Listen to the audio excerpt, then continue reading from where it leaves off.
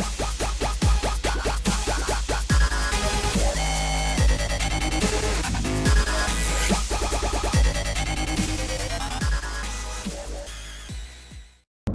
is going on, everyone? Mr. Jamestown bringing you another video today. Hopefully you guys got a chance to check out yesterday's video on the debate and my biggest problem I had with the debate. And this video is going to kind of go along with that. So if you haven't checked out that video, I'll leave a link to it down in the description.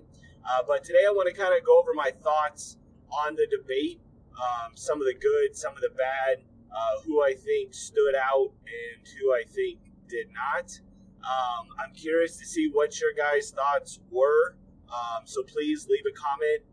Don't just be like, this person for president or whatever. Leave a reason why. Make your comment have some substance of why you feel that, and don't bash anyone else's for their opinion, because I want to see what everyone has to say and have a educational discussion. But I kind of want to start off with, first off, I'm not a Republican. I'm not a Democrat. I don't believe in labels. I believe in picking the best candidate. And I've always been this way. I don't feel that someone should have to choose between this group of people just because of their label as, a Republican or Democrat. I think that makes no sense. You're telling me if you feel there's someone that's a better fit for the job, but you're a Democrat, you kind of are obligated to vote, let's say it was a Republican, it makes no sense. So for me, show me all my options, and I'm going to pick the best one. So with that being said, I'm not here to bash any of the any of the candidates. I'm just here to provide my thoughts, my opinions about them, and you guys can form your own. Starting with Trump, because that's going to be what everyone is mainly talking about. I don't feel he did as good of a job as the first debate. I think he started off, he was I thought his intro was amazing. I like the idea that he said, I've been very successful in business and made a lot of money. And he said, I want to put my knowledge into this country. It's basically saying, the knowledge he has, he wants to share it with the country to make this country better again. I did like that. Now I do like Trump, so don't get that wrong. I do think that he's a strong candidate, but I think his jabs at Rand Paul, where he started off saying that Rand Paul should not even be on the stage because he only had 1% of the votes. I don't think that was a smart comment. You shouldn't, disgrace anybody that made it on that stage. They made it on that stage, and it's not up to a particular candidate to decide whether or not they should be or not be. That's up to the people. So I wasn't a big fan of that comment. His explanation on vaccines was a little off, but I don't have the full information to say if that, if there's any link to autism from vaccinations or not. Moving on to, I think there was a few people that stood out. Obviously, Carly Fiorina.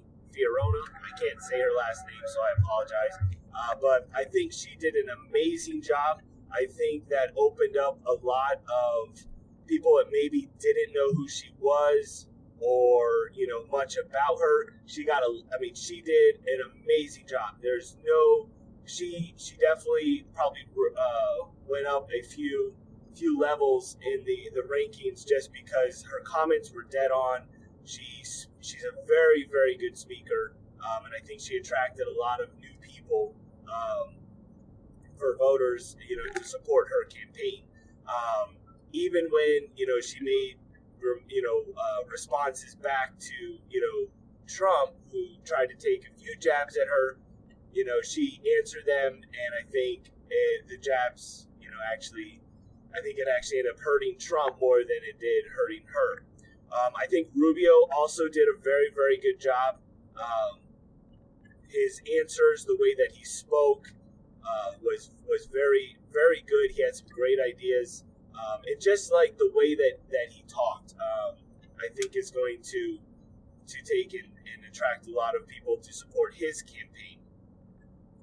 Carson, he always, he's number 2. If not, he's going to be tied with Trump very shortly. He did a great job as well. One problem with Carson that a lot of people have, and it's kind of the same problem with Trump, but on opposite levels. So Trump is very aggressive. He's very bold. He stands out. He speaks his mind. And he's kind of like, if you were to look at it, like he would be like the jock of a school or something like that, because he's very, very aggressive. Carson, on the other hand, is very laid back. He's a neurosurgeon. He's very analytical. He thinks. He's very calm. He talks quietly. And people are afraid that in tough decisions, he may not be tough enough. He may not be aggressive enough to handle situations. He's going to think about it, and he's going to, to come up with a plan.